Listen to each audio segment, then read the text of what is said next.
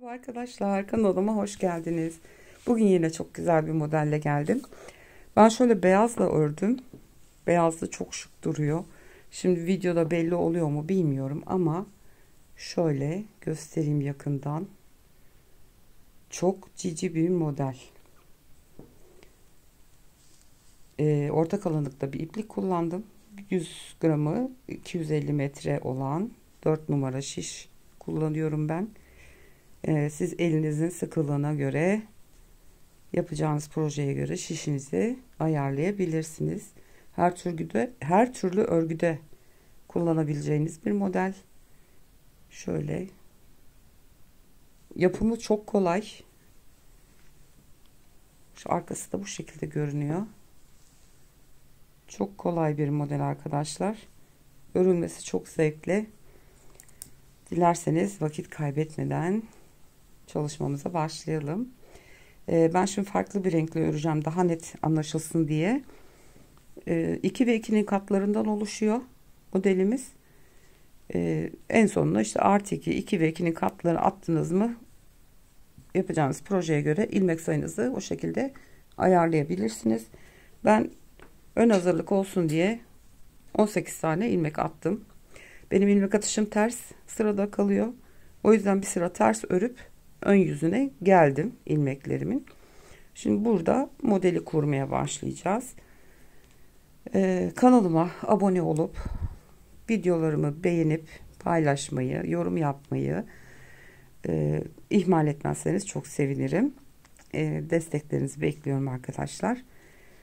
Şimdi şu modeli kaldırayım şöyle ve yapım aşamasına geçelim. Şimdi kenar ilmeğini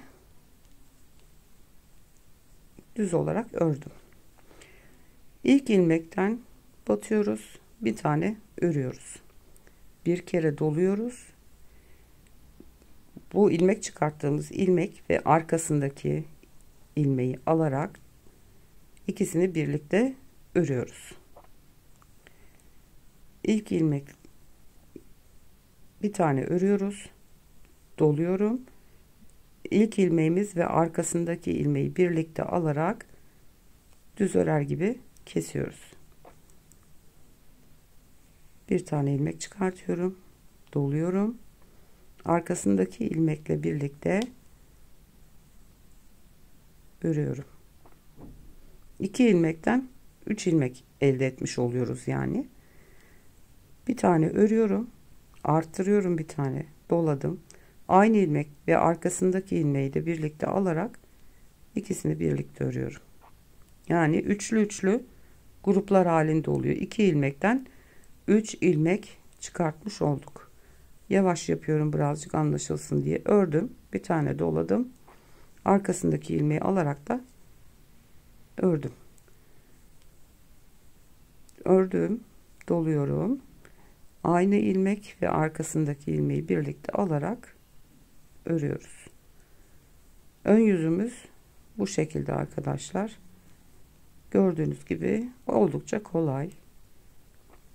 Bir tane örüyoruz, arttırıyoruz ve arkasındaki ilmekle birlikte örüyoruz ve kenar ilmeği. İlk sıramız bu şekilde arkadaşlar. İkinci sırada kenar ilmeğini örüyorum. Şimdi ilk ilmeğimiz gördüğünüz gibi tek ve ters. O ters ilmeği ters olarak örüyoruz. Arttırdığımız bir tane örüp bir arttırdığımız ilmekler var sırada.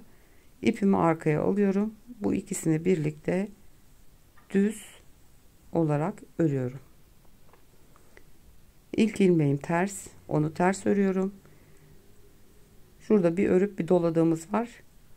Onu da ikisini birlikte düz örüyorum. Ve yine 2 ilmeğe düşürmüş olduk. 2 ilmekten 3 ilmek çıkartmıştık. Şimdi 2 ilmeğe düşürdük tekrar. İlk ilmeğimiz ters. Bu ikisini düz olarak örüyoruz. Düz örgü olarak örüyoruz. Bir ters, bir düz ilmek olmuş oldu. Bir tane ters, ikisini birlikte düz. İlk ilmeğimiz ters, ikisini birlikte düz, bir ters, bir tane düz.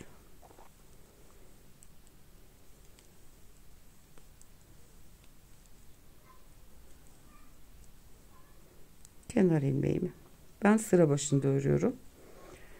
Evet, ilk iki sıramızı yapmış olduk. Şöyle bir kere daha yapalım birlikte. Kenar ilmeğimizi örüyoruz. Şimdi ilk ilmek, şurada iki tane bakın ikili bir ilmek var, böyle ters gibi görünen. İlk ilmeğimize batıyoruz, bir tane örüyoruz, bir doluyoruz ve arkasındaki düz görünen ilmekle birlikte düz olarak örüyorum. Ters ilmek geldi, gene örüyorum, bir tane arttırıyoruz, aynı ilmek ve arkasındaki düz ilmeği, ikisini birlikte örüyorum. İlk ilmek, bir tane düz ördüm, doladım ve arkasındaki ilmeği de alarak düz örüyorum. Ters ilmeğe batıyoruz, bir düz ilmek örüyoruz, doluyoruz, arkasındaki düz ilmeği de alarak ikisini birlikte düz olarak örüyoruz. Doladım, arkadaki ilmeği de alarak düz ördüm. Doladım, bir tane ve arkasındakini de alarak ördüm. Bir tane örüyoruz, doluyoruz ve arkasındaki ilmeği de alarak ikisini birlikte düz örüyoruz. Bir ördüm, doladım ve arkasındaki ilmeği de alarak düz ördüm. Bu da kenar ilmeği. Evet, ikinci kez modeli kuruyoruz.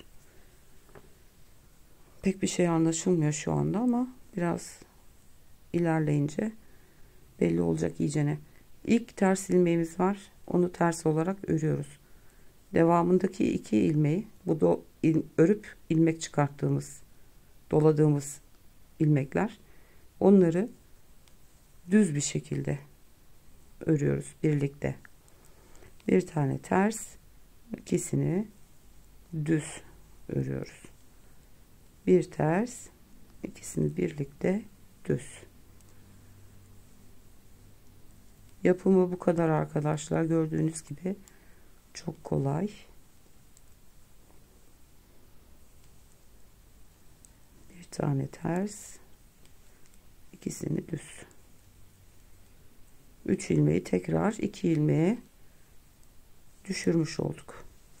Evet, bakın şöyle çok hoş bir model. Ben bir iki sıra daha öreyim, biraz daha büyümüş haliyle geleyim. Evet arkadaşlar, iki sıra daha, iki model daha uyguladım üstüne ve gördüğünüz gibi böyle çok hoş bir model. Beyaz da pek anlaşılmayabilir diye mavi bir iple göstereyim istedim. Bu kadar arkadaşlar modelin yapımı. Umarım beğenmişsinizdir. Bir sonraki videoda görüşmek üzere. Hoşça kalın.